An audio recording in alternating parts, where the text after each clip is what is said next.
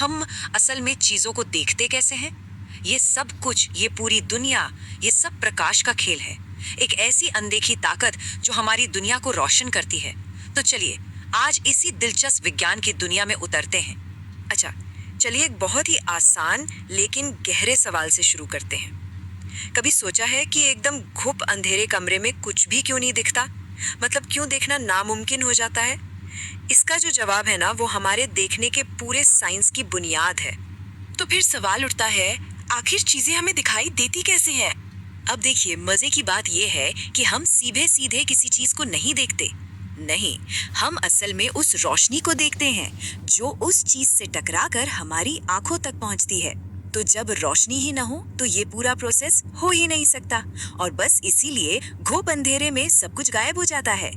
और एक और बात, ऐसा लगता है कि प्रकाश हमेशा सीधी, बिल्कुल सीधी लकीरों में चलता है।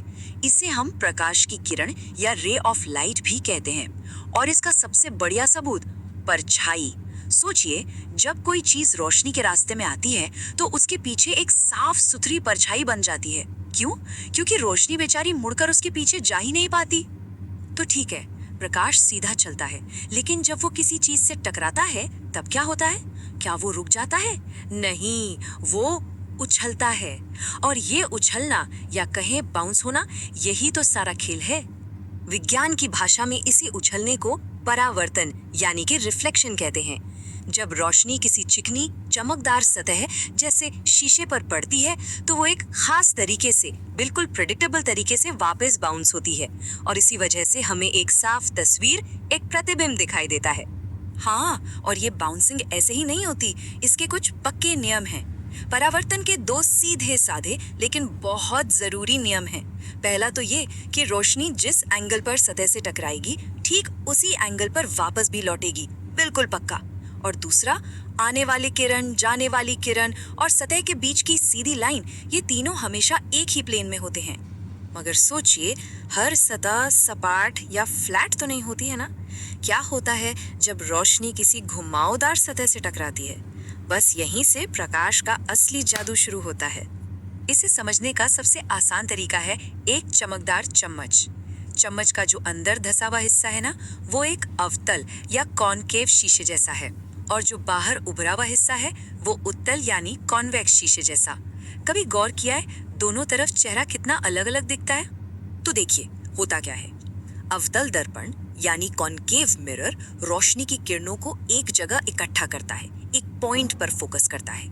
और उत्तल दर्पण वो ठीक इसका उल्टा करता है, वो किरणों को फैला देता है। बस ये छोटा सा फर्क उनके काम करने के तरीके को पूरी तरह से बदल देता है। अवतल दर्पण के बारे में सबसे मजेदार बात पता है क्या है? आप शीशे से कितनी दूर या पास हैं, इस हिसाब से आपकी इमेज बदल जाती है। थोड़ा दूर खड़े हों तो आप खुद को उल्टा देखेंगे, और जैसे ही बहुत पास आते हैं, अचानक आपकी तस्वीर सीधी और बहुत बड़ी हो जाती है। ये कोई जादू नहीं है दोस्त, ये फिजिक्स है। और उनकी इसी अनोखी खूबी की वजह से अवतल दर्पण टॉर्च और गाड़ियों की हेडलाइट्स में यूज होते हैं, ताकि रोशनी को दूर तक फेंका जा सके। शेविंग मिरर में चेहरा बड़ा करके देखने के लिए भी यही काम आते हैं। और हाँ, डेंटिस्ट भी तो इसी का इस्तेमाल करते हैं दांतों को बड़ा करके देखने के लिए। दूसरी तरफ है हमारे उत्तल दर्पण। ये हमेशा, मतलब हमेशा एक ही तरह की इमेज बनाते हैं, सीधी, छोटी, लेकिन एक बहुत बड़े एरिया की। वो ज्यादा से ज्यादा नजारा एक छोटी सी जगह में दिखा देते हैं। और बस यही वजह है कि गाड़ियों के साइड मिरर में इन्हीं का इस्तेमाल होता है। अरे, कभी उस पर लिखी वार्निंग पढ़ी है? Objects in mirror are closer than they appear. वो इसीलिए लिखा होता है क्योंकि वो उत्तल होते हैं। वो तस्वीर को छोटा करके आपको पीछे का ज्यादा बड़ा व्यू देते हैं, ताकि आप सड़क पर सेफ रहें। तो अब तक हमने बात की कि जब रोशनी किसी चीज से टकराकर लौटती है तब क्या होता है ना? लेकिन तब क्या होता है जब रोशनी किसी चीज के आर पार चली जाती है, जैसे पानी या कांच के? ये तो सबने देखा होगा। एक गिलास पानी में पेंसिल डालिए और वो ऐसी लगती है जैसे बीच से मुड़ गई हो या टूट गई हो, है ना?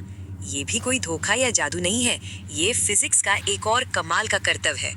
इस चीज को कहते हैं अपवर्तन या रिफ्रैक्शन।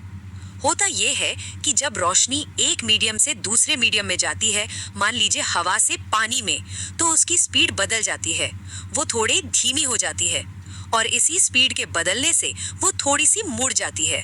बस यही मुड़ाव है जो हमें पेंसिल के टूटे होने का धोखा देता है।